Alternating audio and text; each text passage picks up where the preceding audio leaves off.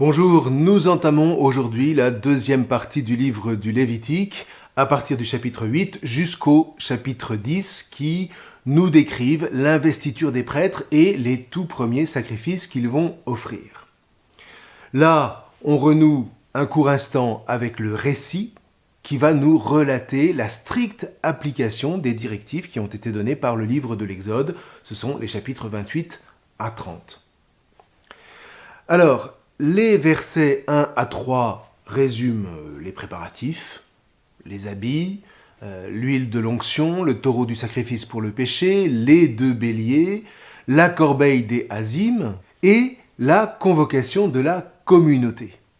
Alors, vous vous rappelez que la communauté n'est pas seulement le peuple, mais c'est un corps qui se rassemble à l'entrée de la tente de la rencontre, toujours à l'extérieur du parvis évidemment, mais un corps en tant qu'il témoigne, puisque Eda, qui veut dire communauté, signifie par ailleurs le témoin, de la racine Ada, qui veut dire faire passer. Donc, en cet instant si important, le peuple des fils d'Israël est cette communauté témoin, chargée de transmettre ce qu'elle reçoit, d'une part aux générations qui suivent, et d'autre part aux nations, non pas tant comme une doctrine, qu'à travers la sainteté à laquelle Hachem va les convoquer charnellement à travers la fidélité au culte qui s'ouvre en ce jour, solennel s'il en est. Alors là, vous voyez, j'ai envie de vous laisser lire. Parce que vous n'allez pas rencontrer de difficultés particulières. Normalement, tout ce qui est décrit nous est désormais familier, ce qui n'est pas sans procurer une certaine satisfaction. Le travail de lecture attentive est payant et on n'est plus perdu dans une sorte de monde parallèle. Alors maintenant, c'est vrai qu'on peut aussi avoir l'impression d'une redite. Mais précisément, quand le texte prend le temps de redire les choses, c'est d'une part pour qu'elles s'inscrivent bien dans la mémoire, et puis d'autre part pour signifier que là, Moïse est dans l'obéissance la plus parfaite aux prescriptions qui lui ont été données par Hachem. C'est un signe d'humilité. Vous voyez, il ne travaille pas pour lui, il travaille pour les générations à venir, et il le sait. Donc, il est très important que tout soit accompli dans l'ordre et méticuleusement. Lisez tout ça en essayant d'imaginer la scène. Vous allez voir, c'est non seulement très vivant, mais c'est bouleversant. On imagine sans peine l'émotion qui devait habiter cette communauté à ce moment initial de l'inauguration formelle du sacerdoce, et donc du culte, dont je vous rappelle qu'il travaille charnellement, ce peuple. Il le travaille aux entrailles. Alors, comme ce texte se lit pour ainsi dire tout seul, je voudrais en profiter pour en revenir avec vous sur la figure de Moïse, puisque c'est lui le grand acteur de ce chapitre. Je voudrais essayer de vous faire sentir la grandeur de cette figure, absolument unique en son genre, pour que vous puissiez vraiment lire ces lignes sous sa lumière. Une lumière qui va d'ailleurs retentir sur notre compréhension de Jésus. Remarquons, encore une fois, que Moïse est l'acteur principal de tout ce grand rituel d'inauguration. C'est lui qui habille Aharon, c'est lui qui immole et qui offre l'Holocauste, qui consacre les autels. Il immole et il offre les offrandes pour le manquement, pour l'investiture, jusqu'au rite de balancement. Si vous vous souvenez, on a dit que, en tant que descendant de Lévi, Moïse avait sans doute été le grand administrateur du sanctuaire mémorial de Joseph Aménophis, et que Aharon, lui, en a vraisemblablement été le grand prêtre. Donc, vous voyez, il y a une logique à ce que Moïse institue Aharon grand prêtre de ce nouveau départ cultuel. Moïse n'est pas en train de faire du népotisme. Il ne place pas les membres de sa famille. En fait, vous voyez, on ne part jamais de rien. Donc, il prend de ce qui existait et à partir de ce qui existait, il va façonner du nouveau. Sauf que pour faire du nouveau, eh bien, on ne part jamais de rien. Alors maintenant, il y a ce statut tout à fait étrange de Moïse qui, là, fait objectivement office de prêtre. Alors, eh bien, son statut précisément est unique, comme le sera d'ailleurs celui du Christ Jésus. De par la volonté de Hachem, Moïse est ici plus que le grand prêtre puisqu'il institue le grand prêtre. On pourrait dire en hébreu qu'il est le Kohen Kohanim, le prêtre des prêtres, le prêtre par excellence, par essence, en amont du sacerdoce lévitique. Il est celui par qui s'opère d'une part une forme de continuité, puisque les fils de Lévi reçoivent ici la récompense de leur fidélité à la tradition de Joseph Aménophis, mais d'autre part, il est aussi celui par qui s'opère une rupture irréversible. Ça n'est plus seulement le Dieu de Joseph, donc des patriarches, que servent les Lévites, mais bien le Dieu de Moïse, le Dieu libérateur. Moïse, dont le charisme unique fait de lui une figure unique, liée au Mishkan du désert, donc immémorial au sens où le désert constitue le socle de la mémoire d'Israël. Raison pour laquelle d'ailleurs Moïse n'entrera pas en terre promise. La chose n'est en rien une punition. C'est la condition de la perpétuité du culte et du sacerdoce qu'il est en train d'instaurer. S'il entre en terre promise, eh bien ça signifie que quand la terre promise sera perdue, Moïse sera perdu. Moïse restera donc au désert, parce que le désert, lui, ne disparaîtra jamais de la mémoire des fils d'Israël. Vous voyez, Moïse est la figure fondatrice, la figure mythique, inaltérable, en qui le sacerdoce du temple restera enraciné pour toujours. Et vous voyez, c'est sous cet angle inaugurateur que le Nouveau Testament va faire le lien entre Moïse et Jésus. Non pas au sens où Jésus instituerait une nouvelle religion, mais au sens où, sur la base du culte de la sainteté institué par Moïse, le Christ grand prêtre renouvelle cette alliance perpétuelle en la déployant pour toutes les nations. Et ce faisant, il accomplit, il mène à son sommet la mission de la Héda, de la communauté d'Israël, dont il est l'un des fils. Ce qui veut dire que Jésus se reçoit pleinement et irréductiblement de Moïse et de l'institution perpétuelle qui lui est attachée. On ne peut pas séparer les deux. Et dans le même mouvement, la communauté, la Héda chrétienne, se reçoit de la communauté d'Israël et de son élection perpétuelle dont elle étend le rayonnement au sein de toutes les nations de la terre.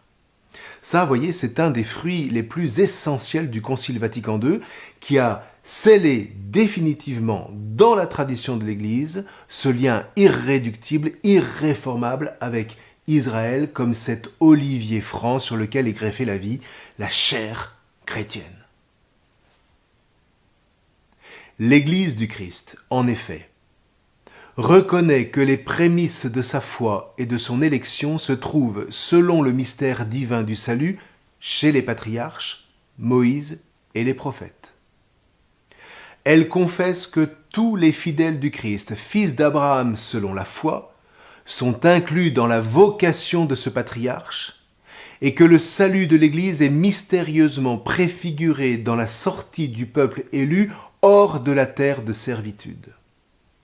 C'est pourquoi l'Église ne peut oublier qu'elle a reçu la révélation de l'Ancien Testament par ce peuple avec lequel Dieu, dans sa miséricorde indicible, a daigné conclure l'antique alliance, et qu'elle se nourrit de la racine de l'olivier franc sur lequel ont été greffés les rameaux de l'olivier sauvage que sont les gentils, c'est-à-dire les païens, c'est-à-dire les nations. L'Église croit en effet que le Christ, notre paix, a réconcilié les Juifs et les gentils par sa croix, et en lui-même, des deux, il a fait un seul. C'est au numéro 4 de la déclaration Nostra Aetate de Vatican II. Et un peu plus loin, ce texte dit « Selon l'apôtre, c'est-à-dire l'apôtre Paul, les Juifs restent encore, à cause de leur Père, très chers à Dieu, dont les dons et l'appel sont sans repentance. En outre, l'Église qui réprouve toutes les persécutions contre tous les hommes, quels qu'ils soient, ne pouvant oublier le patrimoine qu'elle a en commun avec les Juifs, et poussée non pas par des motifs politiques, mais par la charité religieuse de l'Évangile, déplore les haines, les persécutions et les manifestations d'antisémitisme qui, quelle que soit leur époque et leurs auteurs, ont été dirigés contre les Juifs. Ce texte est tout bonnement essentiel et c'est la raison pour laquelle je vous le mets en document téléchargeable. Alors, pour en revenir au texte du Lévitique, l'institution des prêtres dure donc 7 jours, nous dit-on, toujours d'après Exode 29, verset 35. Vous pourriez d'ailleurs aller relire l'ensemble du chapitre 29 de l'Exode. Normalement, même chose, tout nous est désormais familier. Et c'est là qu'il faut revisiter intimement la figure de Moïse. Rappelons-nous, au début de l'Exode, au chapitre 7, Hachem dit à Moïse « Je t'établis comme Elohim pour Pharaon, et ton frère Aharon sera ton prophète. » C'est au verset 1. Donc, vraiment, comme on l'a déjà dit, Moïse est plus qu'un prêtre. Il est plus que le grand prêtre. Mais il est aussi plus qu'un prophète. Vous vous rendez compte ? Hachem parlera au prophète en vision ou en songe, mais à Moïse, il parle bouche à bouche, dit le livre des Nombres au chapitre 12, verset 8. Vous voyez, on est là au plus charnel de l'amitié, là où les souffles se rencontrent. Le souffle de Hachem et le souffle de Moïse. Le livre des Nombres, au chapitre 12 toujours, verset 7, dira que Moïse est le Aman de Hachem. Il est le Amen de Hachem, c'est-à-dire il est la vérité de Hachem qui transparaît à travers lui. Et on comprend alors que le peuple croit d'un seul tenant en Hachem et en Moïse son serviteur, comme le disait formidablement Exode 14, verset 32, juste après la traversée de la mer des Roseaux. Les deux sont indissociables. Hachem lui parle bouche à bouche et non pas en énigme, et Moïse contemple l'image de Hachem. Je n'invente rien, je cite toujours le livre des Nombres au chapitre 12. Donc, quand Moïse parle, c'est Hachem qui parle. Quand Moïse fait, c'est Hachem qui fait. Alors vous pensez bien que quand il parvient sur l'autre rive et que la mer se referme, le peuple s'interroge devant tant de puissance. Qui donc est cet homme pour que le vent et la mer lui obéissent ? Alors c'est évidemment la question des disciples concernant Jésus juste après la tempête, apaisée, mais c'est avant eux celle du peuple sauvé d'Égypte. Et vous voyez là comment Moïse et Jésus se répondent, se correspondent, devrait-on dire, au plus fort du terme. Et là, il faut évoquer saint Paul, qui dit de Jésus, en s'appuyant sur la figure de Moïse, « Pour ce qui concerne toutes les promesses de Dieu, c'est en Jésus-Christ qu'est le oui. C'est pourquoi encore l'Amen par lui est prononcé par nous à la gloire de Dieu. » C'est dans la 2e épître aux Corinthiens. Et plus encore saint Jean dans l'Apocalypse. « Voici ce que dit l'Amen, le témoin véritable, le commencement de la création de Dieu. » Vous voyez, Moïse est avant Aharon, et Jésus, lui, vient après Aharon, comme pour donner à l'histoire son inclusion, c'est-à-dire son accomplissement.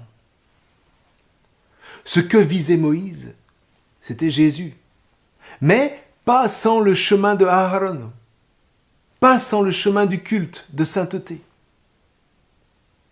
Alors continuons. On se souvient qu'à travers le visage de Moïse, on pouvait voir la gloire de Hachem quand il retirait la toile de dessus son visage.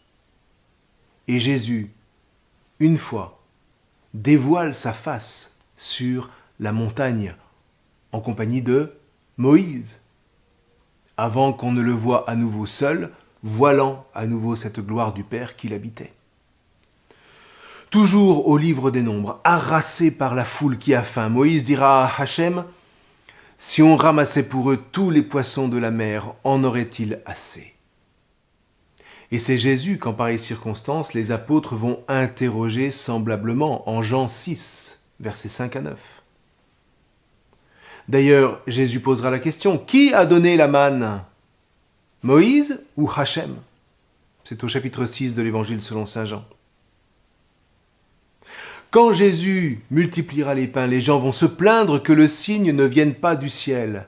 À quoi Jésus va répondre que lui vient du ciel. Cela voudrait-il dire que Hachem était indissociable de Jésus comme il l'était de Moïse? Or, Jésus avait précisément dit juste avant, « Si vous croyez en Moïse, vous croiriez aussi en moi. » C'est au chapitre 5 de l'Évangile. Alors, attention, parce que ça ne veut pas dire que Jésus est le nouveau Moïse, comme on le dit souvent. Parce qu'il n'y a qu'un seul Moïse. Mais Jésus confirme la figure de Moïse. Il confirme la Torah, il ne l'abolit pas. Il lui donne de porter son fruit le plus savoureux, le plus inattendu, le fruit de la passion, si vous me permettez ce jeu de mots, qui est en même temps le fruit de la résurrection, le fruit de l'accomplissement inimaginable de tout ce que la Torah a porté depuis ce moment où Moïse institue le sacerdoce lévitique. Un sacerdoce qui va permettre au peuple élu de s'élever vers Hachem à la suite de Moïse et au fil de 1000 ans d'histoire de préparer la venue d'un prophète comme Moïse. C'est au chapitre 18 du Deutéronome, versets 15 et 18.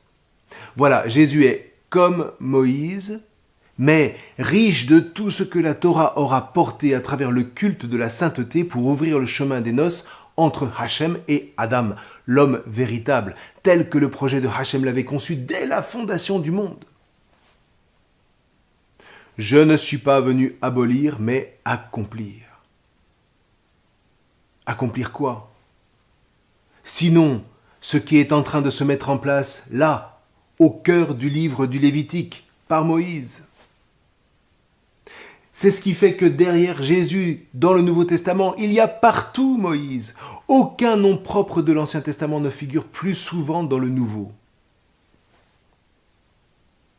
Par ailleurs, la tradition orale juive va nous dire que Moïse, sur le Sinaï, sur l'Horeb si vous voulez, a contemplé le temple. Non seulement le temple de Salomon, mais le temple éternel, qui est le modèle du temple de Salomon, qui est le modèle du Mishkan. Il a vu l'accomplissement de ce qu'il était chargé de faire germer. Vous voyez, sa mission, bien sûr, a été de faire sortir le peuple d'Égypte. Ça, c'est ce qu'on retient habituellement. Mais c'est trop peu. Il a aussi la mission, il a surtout la mission de semer dans le cœur de ce peuple le désir quotidien de s'élever vers Hachem, génération après génération. Une élévation qui trouvera son accomplissement dans l'ascension du Christ auprès du Père. Et cela aussi, selon la tradition chrétienne, Moïse l'a vu. C'est ce que nous dit à sa manière l'épisode de la Transfiguration dont on vient de parler. Pour ne rien dire de l'Apocalypse qui, au chapitre 21 et 22, si on prolonge la tradition juive dans la tradition chrétienne, ne décrit rien de moins que la vision de Moïse sur le mont Horeb. Ce qui veut dire que Moïse a contemplé l'agneau qui est le sanctuaire de la Nouvelle Jérusalem. De ce point de vue-là, vous pourriez aussi aller relire ces 2 chapitres fantastiques de l'Apocalypse avant de lire le chapitre 8 du Lévitique pour en saisir tous les enjeux. Donc voilà, vous voyez, Moïse est à l'origine de tout ce culte lévitique. Il est celui qui l'institue. Il est une figure comme on n'en rencontre qu'une dans toute l'histoire humaine. Mais est-ce Moïse ou est-ce Hachem qui fait tout cela? L'un et l'autre sont-ils dissociables?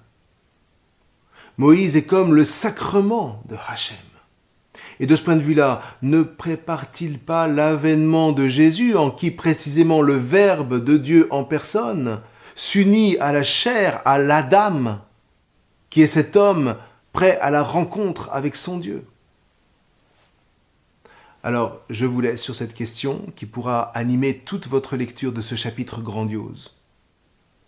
Alors, évidemment, on ne nous explicite pas tout ce que j'ai pu développer avec vous dans ce texte, mais tout y est inscrit charnellement. Si vous entrez dans ces lignes par la chair, je vous promets que vous ne serez pas déçus. Si vous n'y entrez que par l'intellect, Ce texte ne vous livrera pas grand-chose, tout au plus quelques éléments de culture religieuse.